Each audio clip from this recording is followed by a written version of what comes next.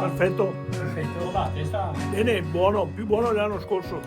Mi trovo in località Valdasa, a circa 700 metri di altezza, appena sopra Caltrano, che è un comune vicentino che si trova immediatamente ai piedi dell'altopiano dei 7 comuni, che è qua di fronte a me.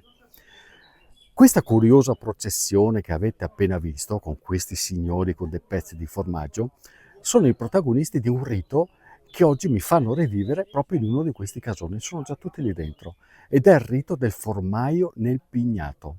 Che cos'è? Lo scopriamo tra poco. Sappiate soltanto che è un procedimento che è nato nelle case delle famiglie contadine di un tempo per garantirsi la sopravvivenza alimentare, e con molto sapore. Infatti, guardate un po' come si fa.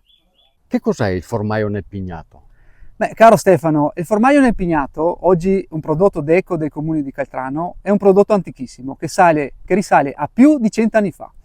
Qui dove siamo oggi, proprio tra i casoni di Caltrano, è nato agli inizi del 1900, quando la piccola agricoltura di sussistenza ha portato il contadino a non buttare via niente.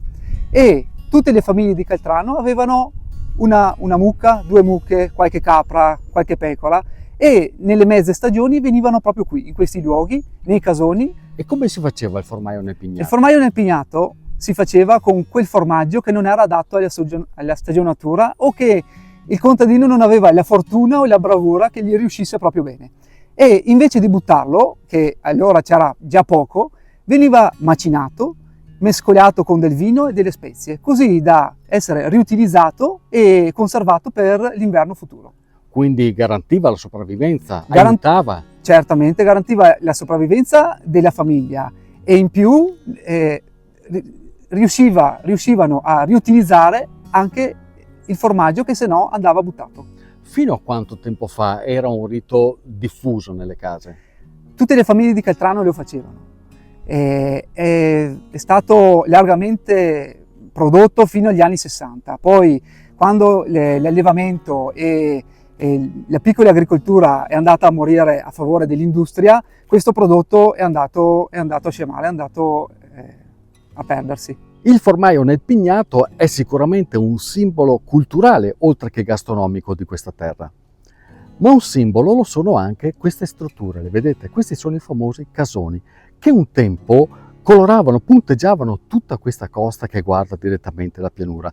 Dai 300-400 metri in su ce n'erano tantissimi, abitati e vissuti dalle famiglie contadine. E tra poco scoprirete qual era la funzione di questi casoni. Quello che fa male constatare è che quando furono abbandonati verso gli anni 60-70, con l'arrivo del benessere, purtroppo questa parte di territorio, che è bellissima, è andata in progressivo abbandono, e purtroppo anche oggi molte parti di questa terra sono lasciate all'abbandono e quindi all'avanzare del bosco. Solo i volontari, molti dei quali fanno parte della confraternita che avete visto oggi, si adoperano in 1000 modi per far sì che questo territorio rimanga bellissimo e quindi fruibile.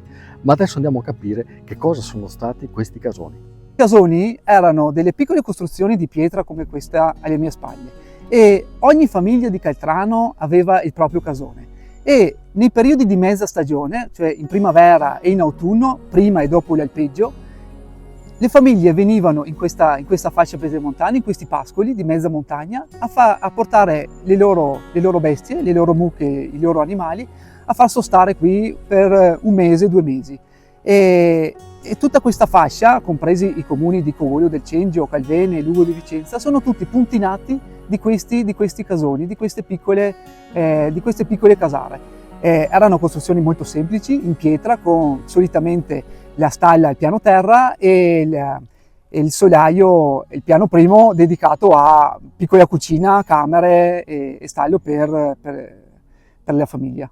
Adesso non sono più vissuti. Adesso no, adesso io li definisco come silenziosi testimoni del passato, perché alcuni lodevoli concittadini hanno ripreso in mano i loro casoni e li hanno ristrutturati con parsimonia e con dedizione. Altri invece sono stati lasciati a loro stessi e in balia del tempo. Quello che più mi piace, che più mi colpisce di questa situazione è l'amore sconfinato che questa gente ha per la loro terra. Perché pensateci un po', Il formaio nel Pignato viene prodotto in quantità limitatissime, non c'è un mercato vero e proprio. Per la pulizia di tutto questo territorio lo fanno volontariamente, quindi con una gran fatica, senza nessuna remunerazione.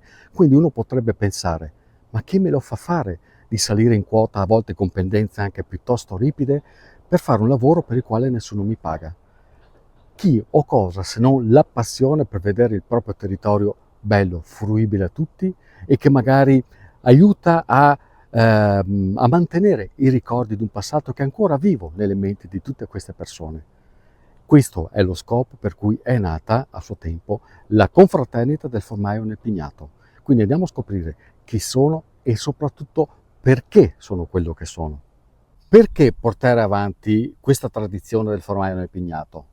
Da un po' di anni noi, come confraternita del formaio nel Pignato, abbiamo ripreso questo antico prodotto per tramandarlo, per farlo conoscere anche al di fuori dei confini, per ridare lustro a questo prodotto di nicchia, perché viene prodotto in poche occasioni e in poca quantità, ha fatto sì che si creasse anche un certo interesse intorno a questo prodotto. E ogni anno, solitamente in primavera, gli antichi famiglie di Caltrano portano in piazza la loro antica ricetta e con una commissione di esperti viene eletto ogni anno il miglior prodotto formaio nel Pignato di Caltrano. Che valori trasmette il formaio nel Pignato? Allora, caro Stefano, i valori sono quelli di una volta, quelli intanto dell'amicizia, dello stare insieme e poi del non buttare via niente, quello di tramandare le tradizioni e raccontare anche a quelli più giovani cosa facevano i loro nonni, i loro bisogni. Ha senso parlare di un'ipotesi commerciale per questo prodotto, anche se è molto di nicchia? Sì, c'è un certo interesse intorno a questo prodotto, commercialmente parlando. È da conoscere e da far conoscere, perché anche cuochi o chef o comunque gente del personale che lavora nelle cucine lo apprezza e riesce anche a dare nuova vita a questo prodotto, inserendolo in qualche ricetta, magari anche gourmet. Gabriele, vedo che anche qua a Caltrano che è la sindrome del formaio. Che sai cosa è? No. Che prima era uno che lavorava e dice che guardava. E adesso si è ribaltata. No, perché adesso si sono materializzati tutti quanti. Tutti quanti. Ma io ho sempre un sacco da fare, io arrivo sempre a ora del mangiare. Ovviamente stiamo scherzando perché questa è gente che si impegna seriamente per portare avanti questa cultura, queste tradizioni. Io ti ringrazio Gabriele per la disponibilità tua. Io ringrazio te amici. e tutti gli amici del Formaio nel Pignato. Grazie confraternita! Grazie! Sì, formaio soppresso lì, vada vabbè. più. Andiamo sentarsi che noi altri però Andiamo adesso. Sono stai musica a lavorare. Avanti? Oh, no. E ora, dai, ti aspetto. Dai! Ho finito! Adesso mai